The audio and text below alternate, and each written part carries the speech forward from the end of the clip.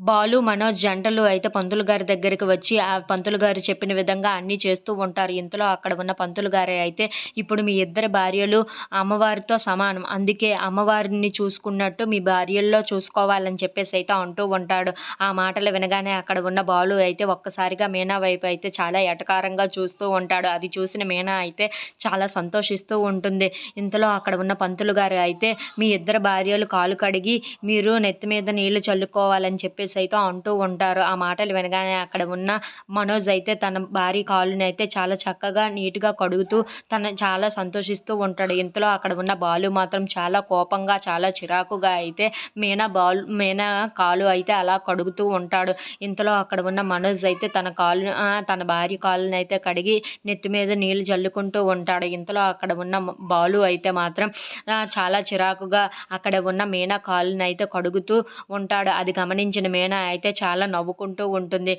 ఇప్పుడు టిక్క కుదిరిందా అని చెప్పేసైతే అనుకుంటూ ఉంటుంది. ఇంతలో అక్కడ ఉన్న బాలు అయితే, "ఏంటిది? నేను మీనా కాళ్ళు కడగడం ఏంటి?" అని చెప్పేసైతే అనుకుంటూ చాలా చిరాకుగా అయితే పంతులు గారి వైపు, అలాగే మీనా వైపు అయితే చూస్తూ అలా ఉండిపోతాడు. If you like this video please like, share and subscribe friends.